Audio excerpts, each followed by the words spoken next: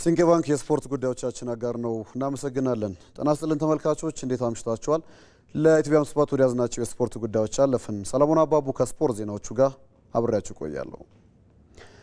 ኢትዮጵያ የዓለም አትሌቲክስ ሻምፒዮናን ለማስተናገድ የሚያስችላትን የላቀ መሰረተ ልማት የገነባች መሆኑን የዓለም አትሌቲክስ የውድድር ዳይሬክተር ፒርስ ኦክላግሃን ገልጸዋል። እንደ ዳይሬክተሩ ገለጻ የአዲስ አበባ ብሔራዊ ስታዲየም በዓለም አትሌቲክስ ከፍተኛውን የእውቅና ደረጃ ለማግኘት በሂደት ላይ ሲሆን ይህም ሀገሪቱ የዳይመንድ ሊግ የዓለም ከ20 ዓመት በታች አትሌቲክስና የዓለም ሻምፒዮና ለማዘጋጀት ብቁ ያደርጋታልን ብለዋል።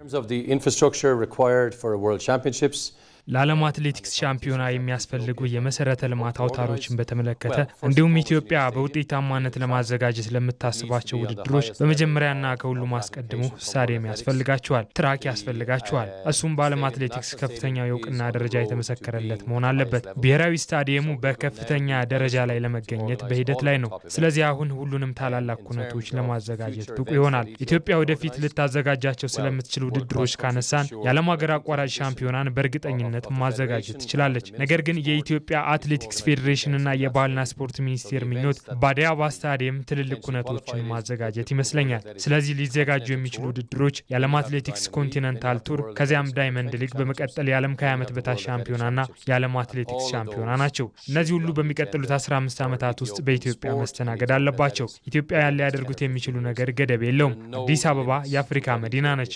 በቅርቡ ደግሞ የዓለም አትሌቲክስ መዲና ትሆናለች። of World Athletics.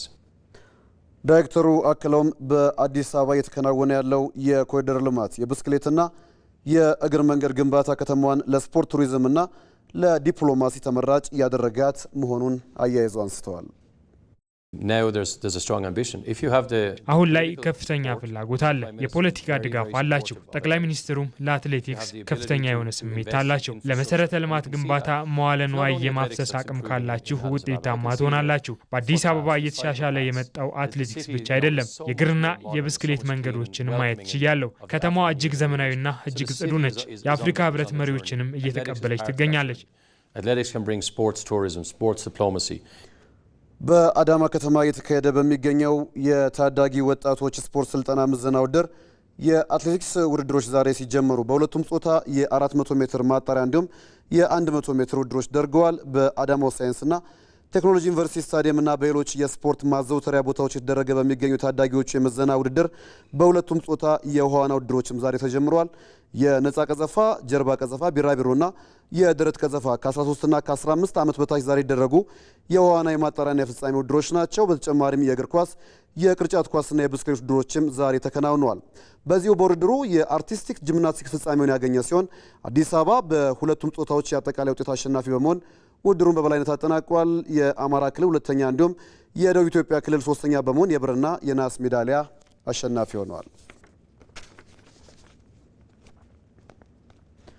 ከውጭ የእንግሊዝ ፕሪሚየር ሊግ የ26ኛ ሳምንት ጨዋታዎች ዛሬም ይቀጥላሉ። በኢታድ ማንቸስተር ሲቲ ከፉልሃም እንዲሁም በስታዲየም ኦፍ ላይ ሰንደርላንድ ከሊቨርፑል የሚያደርጓቸው ጨዋታዎች ይጠበቃሉ። ሀና ታሪኩ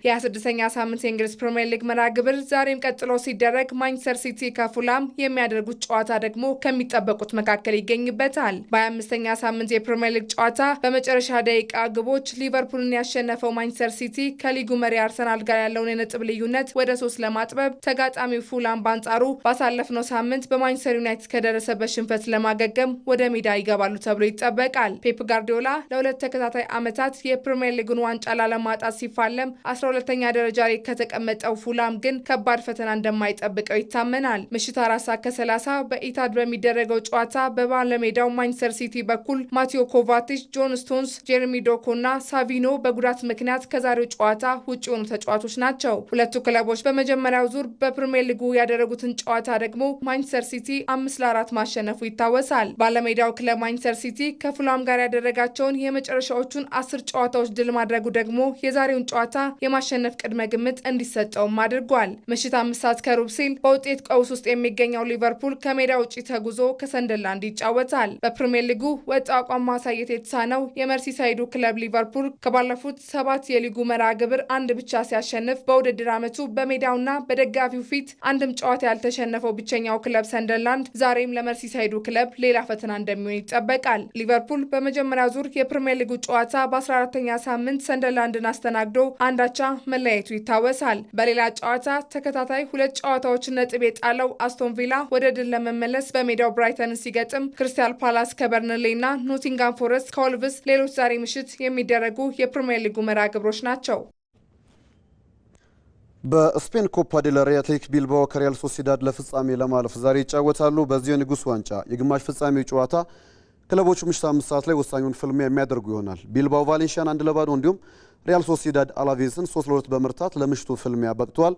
ሁለቱ ክለቦች ተከታታይ ሶስተኛ ድላቸውን ለማስመዝገብ የሚፋለሙ ይሆናል። አሸናፊ በፍጻሜው ከአትሌቲኮ ማድሪድና ከባርሴሎና አሸናፊ ጋር የሚገናኝም ይሆናል።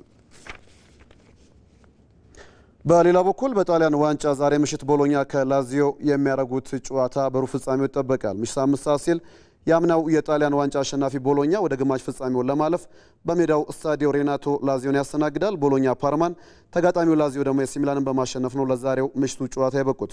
ቦሎኛ ከላዚዮ ካደረጋቸው የመጨረሻ 5 ጨዋታዎች 3ቱን በማሸነፍ የበላይነት አለው።